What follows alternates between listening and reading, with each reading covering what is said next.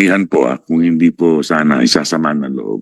Hindi ko sasama ng loob. Hindi alam ko po. Banggitin niyo lang po sa amin. Pagkat ito po ay mga tinatawag natin mga medyo mga VIPs po natin nasa gobyerno po.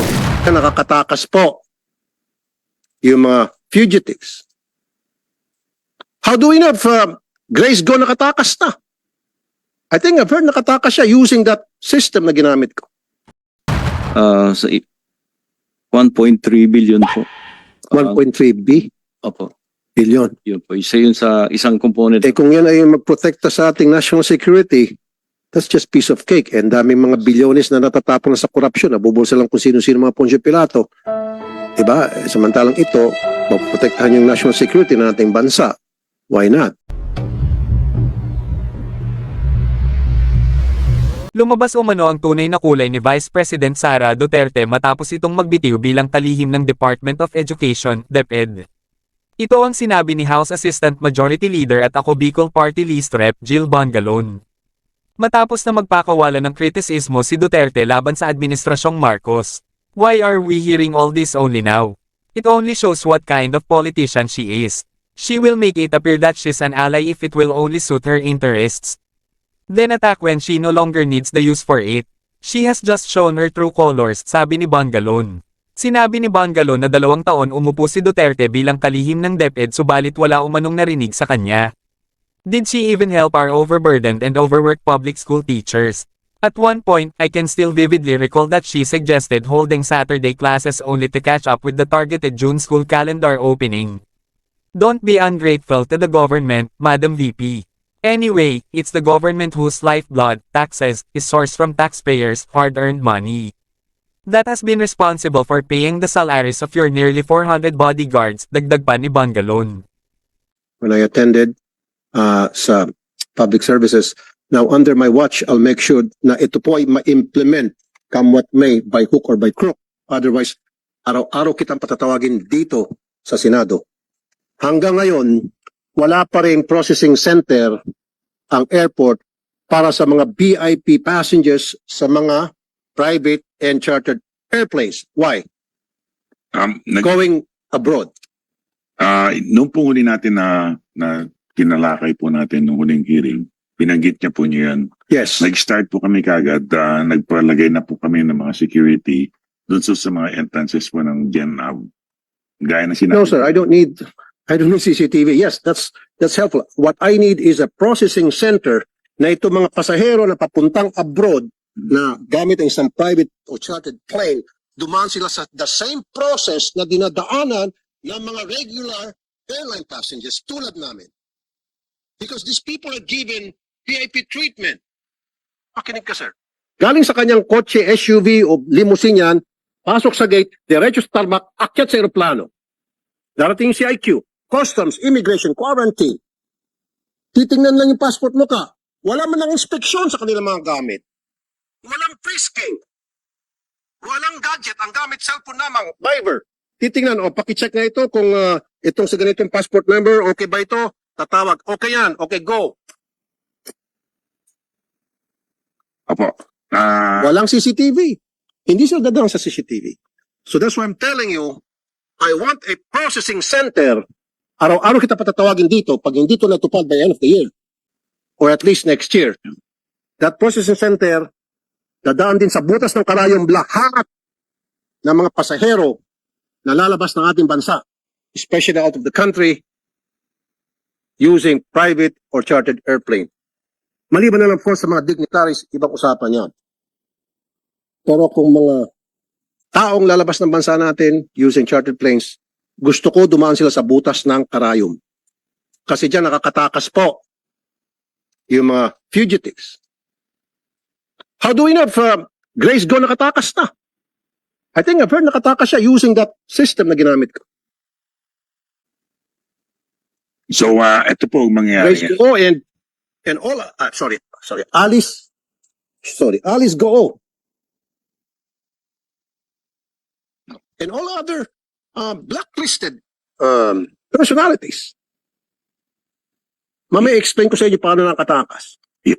O so bakit? Kailan po tayo magkakaroon ng ng processing center? Ito po ang pinaplano na po namin.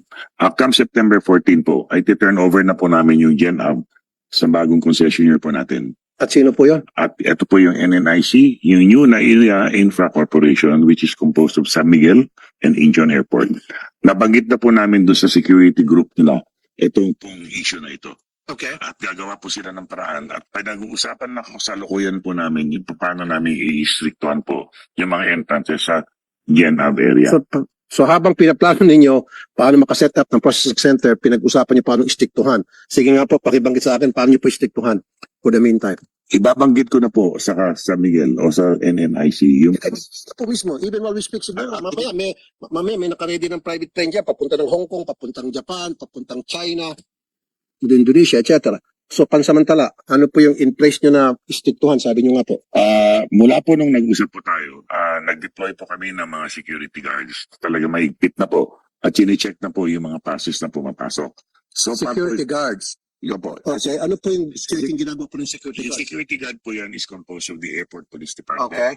And that is backed up by the Philippine National Police. Okay, ano pong klaseng pag-stick yung ginagawa ng mga security guards? Tinitingnan po lahat yung mga identification po, yung mga pumapasok po sa general aviation area. Okay. That's one. Yung Ang- kanilang mga gamit, chinecheck ba?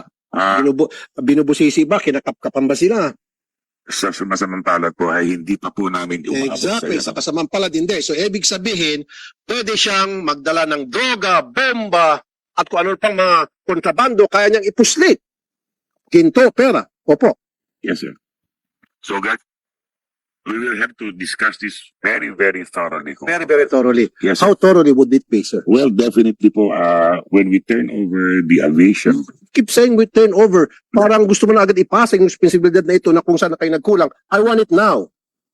yes, sir. So, ang gagawin po So namin- tell me something na gusto ko effective immediately, as in now, o yesterday pa, dapat, na meron na talagang pag-stick to make sure na itong mga pasahero sa mga chartered airlines o chartered planes ay nakakapkapan, na inspeksyon yung kanilang mga gamit para hindi sila makapagpuslit ng kontrabando. Opo. Sa ngayon po, ang mga pumapasok po ngayon, ay karamihan po kung hindi po sana isasama ng loob. Hindi ko sasama ng loob. Hindi alam ko po. Banggitin niyo lang po sa amin. Sapagkat ito po ay mga tinatawag natin mga medyo mga VIPs po natin nasa gobyerno po. VIP sa gobyerno. Sino-sino po ito? Huwag kayong matakot. Well, anyway, Anong pangalan po itong mga taga-gobyerno? Go ahead, mention their names. ibabanggit ko po sa inyo. Bigyan niyo po sa aking listahan kung natatakot kayo. Hindi naman po. Shouldn't be kasi lalo itong mga taga-gobyerno, niluklok sila ng taong bayan tapos what makes them so special? Samantala yung mga bumoto sa kanila, dumadaan sa proseso, dumadaan sa butas na kalayom tapos itong mga niluklok na mga ordinaryong tao, ito ang bibigyan ng super VIP treatment? Heck no. It shouldn't be that way. Anyway po, we will have to review again po immediately yung mga sinasabi po nyo at isa-center na po namin. Kaya nga sir, so give me a game plan. Mami po, Yes, sir. gagawin yun. I want Yes, to hear it now. I want the public to hear it. Ano po yung plano? Para masiguro, kasama din po sa national security yan. Yung sinasabi nga kanina, para hindi makalabas-masok ang mga taong blacklisted, ang mga criminal, whether domestic or foreign, in and out of the country, gamit ang ating mga airport through chartered airplanes or private airplanes. Dalawang gate po yung ating... National security itong pinag-usapan natin. Yes, sir. Dalawang gate po ang ating binababantayan mo ngayon. Yung tinatawag natin yung Delta Gate at saka tinatawag natin yung kabilang gate doon sa may bandang southern part po ng gate. Kaya ngayon ang gagawin po namin ngayon is itatayo na po namin yung processing center. Okay. Ang customs po naka-ready po mag-deploy ng mobile na pang-x-ray po No, nila. gusto ko po yung process center dahil one, Yes, sir. parang katulad ng sa regular Yes, sir. passengers. Yes, sir. Magkakaroon ng processing center para i-check sila, i-x-ray yung kanilang mga gamit, and then two, dadaan din sila sa isang immigration booth, Yes, sir. di ba? Opo. Para ma-check yung kanilang records, yung kanilang passport, mga dokumento, biometrics and all, and with CCTV camera. Ganun ang gusto ko po mangyari. Opo. Di ba? And then customs, x-ray yung kanilang mga gamit para matingnan kung ano laman ng mga kanilang gamit. Eh, malay natin, pinupusit na pala dyan. Droga, baril, granada. Magde-deploy po ang mobile x-rays po ang customs. That's one. And when that's going to happen, sir? Well, we can tell them anytime po. Naka-ready naman. No, not sila. anytime today, sana kung pwede. We'll have to coordinate. Kasi araw-araw pala, marami nakakapuslit. Tama, sir? Tama po. Yan kasi sir, matagal ko na sinabi, last year pa, walang kumikilos. Now, I'm telling you, under my watch, bilang chairman ng Senate Committee on Public Services, araw-araw kitang patatawagin dito. Maniwala ka sa hindi. Kahit na Biyernes, hanggang Biyernes, patatawag kita dito, sir. Okay. Done. I will. Okay, Hindi ako po kayo na-update. give me an update. Next week, usap ulit tayo. Yes, sir. Give me an update kung ano nangyari tungkol Yes, dyan. Right. Now, sa immigration, maybe you need money on this budget. I just found out na meron nga tayong biometrics, meron tayong picture taking. Tama? Pagda ng booth. Opo sir, kasama po yun. Yan pala useless. I know that for a fact. Wala palang cross-matching na nagaganap sa mga nakakalap na impormasyon sa immigration booth. I'll tell you why. Just say yes or no. Yung pagdamo sa immigration, pipicturean ka o ang mark, yung pala ay data gathering lang. Walang ginagawang cross-matching. Am I right? Or am I right? Meron pong, Mr. Chair, meron pong shinare po sa amin ang, No, yes or no lang po, sir. opo sir, meron pong checking din po sir. Cross-matching ang ibig Opo, sabihin. yung face po, checking po ng 1:1 po sir, meron po tayo. I don't think so. I don't think so. I'll give you a scenario. Si Juan, siya ay kriminal dito sa Pilipinas. O sabihin natin, siya ay pogo personality na pinalayas na lang. Huwag na palang bawiin ko, huwag si Juan. Chinese na lang. Tao. Si Mr. Chekwa, ng pampangalan niya. Okay, pinadeport siya. Dahil pogo siya eh. Meron siyang ginawang katarantaduhan dito. Ang nakalagay sa kanya, Chekwa Wang. Nakalabas siya. Tama? Kasi dinport siya eh. Kaya niyang bumalik ulit ng Pilipinas. Kahit na blacklisted siya. How? All he needs to do is kuha siya ng passport ulit. Yung pa yung picture niya, papalitan na niya pangalan niya, lulusot na kasi wala ng cross-matching. Unlike sa ibang bansa, pag pareho pa rin yung mukha mo sa passport mo at fingerprint, magkakaroon ng cross-matching, pagdaan mo sa gate, huli ka. Dito sa atin, hindi. One to sawa. Do we need an upgrade? Do we need to modernize the system that you have in place right now? Yes sir, yun po yung kailangan po na i-upgrade sir. Kasi limited lang po yung capacity po nung yung matching natin. Kasi 1:1. Pag 1:many sir, talagang hirap na po. Kaya So what do you mean 1:1 versus 1:many? halimbawa po, pangalan ko na checkin dun sa maraming nasa list na nasa database, maraming tao, maraming muka. Ang mangyayari sir, checkin ko muna yung pangalan tapos para makuha ko yung mukha niya at saka ko imamatch na 1:1. Pero yung magmamatch siya po siya ng 1:many na parate. Pag Yeah. lalo po na pag nagpalit siya sir ng pangalan, kahit isang letter lang o 2 letter, Hindi na region. hindi na po makikita yon. Lalo Yung pa- sasabi ko, so ibig sabihin, yung mukha niya sa passport niya, pero ang pinilitan lang pangalan niya, o first name man lang, wala na. Lusot na siya. Opo, tama po kayo dun sir. Kasi ang checking muna is pangalan. Pag hindi nag-match po, hindi niya na mag-check ng 1:1. Kaya po nag-propose po kami for 2025 po na magkaroon na rin ng ng 1:many checking na So, sinasabi niyo po. Hindi ba dedikado yan, sir? Sana matagal natin pinilitan yung sistema yan sa ating national security. So any terrorist for that matter, kahit na meron ng nakalagay sa bulletin ng Interpol na ito ay terrorist, na declared as terrorist, ito yung pangalan niya, nagpalit lang siya ng pangalan, lusot na siya sa atin. Opo sir, yun po yung isa po sa mga pinopost po namin sir. Actually po dito po sa e-gate po sir na bago, may capability po, may na Cross-matching. Opo, may cross-matching na po. Yung para po sa mga e-gate lang. Anong pinagkaiba ng e-gate sa yung sa pinaka-booth ng immigration? Yun po, sa booth po, may mga interview po na mangyayari pa doon sa manual po na counter. Compared po doon sa machine, meron na po siyang pre-assessment na mangyayari before pa siya dumating.